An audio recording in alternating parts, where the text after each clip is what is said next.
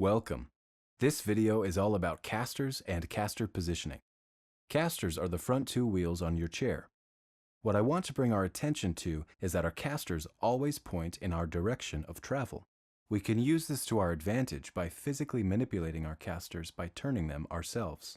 This can be a useful way to turn whilst on a low level leaning forward, where it can be more difficult to turn using our main wheels. Or say you're going down a steep hill, it can be a fun way to steer.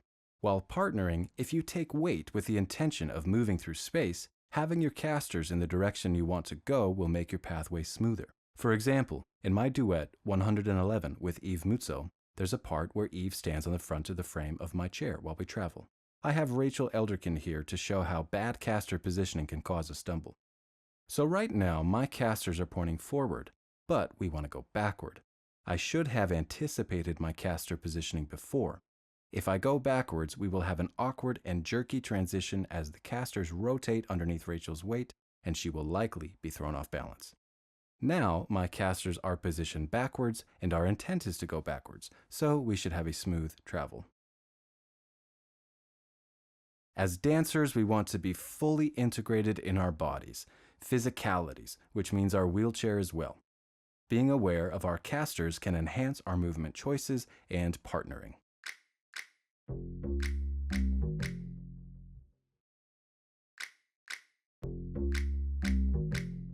In this video, I want to show you my two wheelchairs I use. They're both the same make and model, Permobil's Tylites TR, but they're very different in their setups.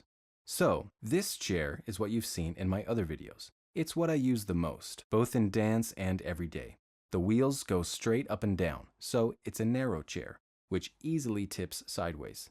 It's a short chair in relation to my torso, so it's easy to do a front wheelie, which is necessary for sideways movement. It also does wheelies, so it's a very small and tippy chair. While this chair is essentially the same frame, though a little bit longer, its angled or cambered wheels drastically change how it moves. This chair is very sturdy and balanced. Because it's so wide, it's difficult to tip sideways. And because it has an anti-tip bar in the back, it doesn't do wheelies. However, it offers a lot of support and allows for another type of movement which can really highlight the user.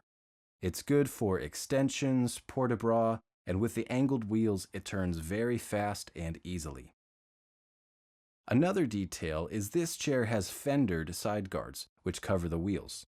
Pros and cons, but one benefit is if you're partnering somebody, they can put their weight into you and they won't stop your wheels from moving. Different chairs have different pros and cons, and it's impossible to say what's best.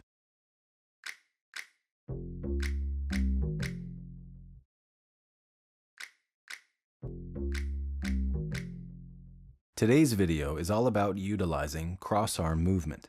Simply crossing an arm across your body to either stop the opposite wheel or give it a small pull.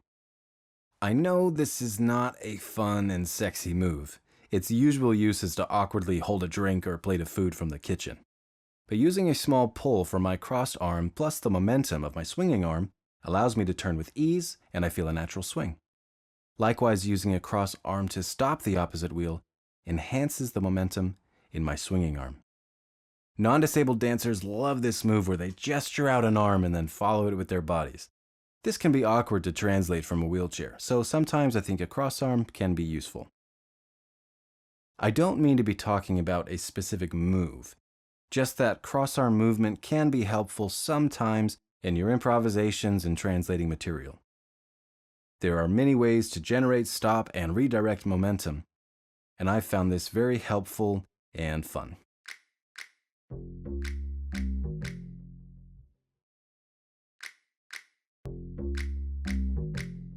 Floor work is at the core of my dance practice.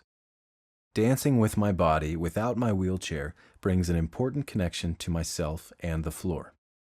I warm up daily by starting on the floor, stretching and connecting with my body.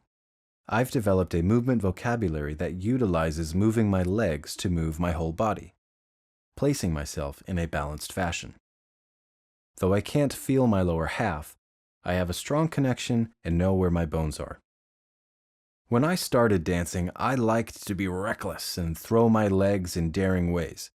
Now, I'm more interested in considered movement and consciously placing my legs or hips in ways where I feel I can access clean and controlled movement. Feeling how my whole body is connected and how the pull of one limb in one direction affects your whole skeleton in connection with the floor and a sense of gravity brings nuance that is crucial for a dancer. In my duet 111 with Eve Muzzo, there's a section where I do a solo floor phrase and then Eve joins me in unison. Much of what we were researching was about skeletal structure.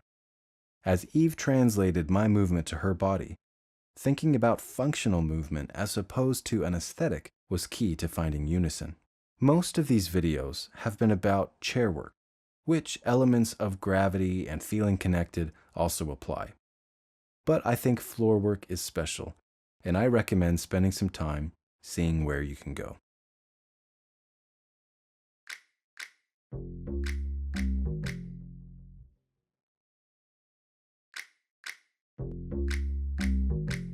This video is about using momentum to sit up from a low level leaning forward. Grabbing your wheels with just a bit of backward momentum can be enough to raise your torso with extra energy to redirect wherever you want to go. Knees to chest, going back, grab your wheels, rise up. With my knees to my chest, I cannot sit up. I've been trying for a long time. So I grab my frame or knees to push up. So when I discovered I could use momentum to sit up and then easily continue that momentum, well, that's where dance is exciting. This is great as I don't have abs to sit up without my arms. However, this works the same if you do have abs. Either way, we're using momentum to our advantage to redirect it. I often use this as a way to sit up from a leaning forward position, and then I like to follow where it goes.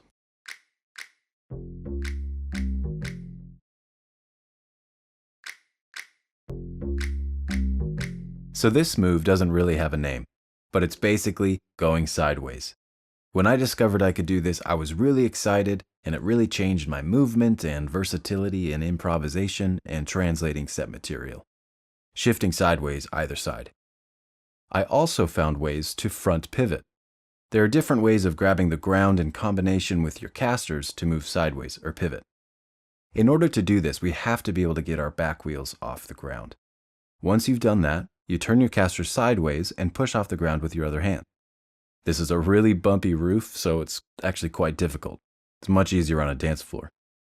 This doesn't work on all chairs, but my short chair and long torso makes this position possible. Since you're not using your back wheels, you actually don't even need them. This isn't really applicable in dance, but it's fun to show off anyway. However, this has really changed my way of moving, maneuvering around others on a low level. This is definitely wheelchair multiplied by user dependent. I can't do this in a chair where the casters are too far forward. I can't get the back wheels off the ground. But if you can, try it out. It's fun.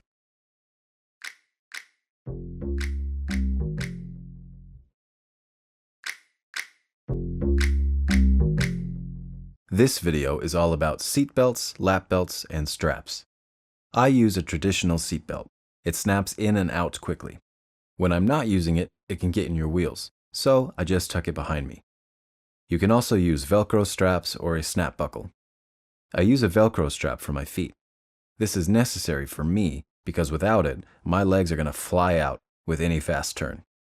I can adjust how tightly I strap my feet down, which in addition to using a lap belt, can allow for some bigger moves and tricks while staying in your chair. Laying back, rolls, even headstands, though I really don't recommend doing that on this roof. Straps can be cumbersome, so another option can be putting Velcro on your footrest and on the bottom of your shoes. This can be great if you're transferring in and out of your chair in a dance frequently. When I started dancing in my wheelchair, I was very resistant to using straps. I wanted my body to be at the forefront. I didn't want to be bound to a wheelchair. Maybe this was a helpful short-term opinion to have, but now I think straps give options that can enhance movement, go to low levels, roll, lay on my back, and take weight.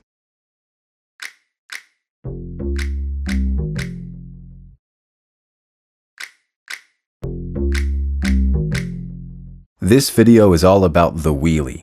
Wheelies. In short, bringing your front wheels off the ground.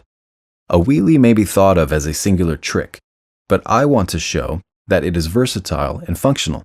Say, for example, you have lots of speed and you need to turn quickly. Going into a wheelie actually gives more control. That same speed trying to turn normally and will just peel out. A wheelie reduces your points of contact with the floor and allows for greater control to stop quickly or change direction. This is not a how to do a wheelie video, but for me, seeing the relationship between pushing my wheels forward, my casters go up, to pulling my wheels back, my casters go down, was helpful as I learned. To me, a wheelie is not a singular move. It's both a releve and a plie. I feel my tail drop and my knees lift. It's a kick. It's a function to change levels or turn or avoid your colleague's toes.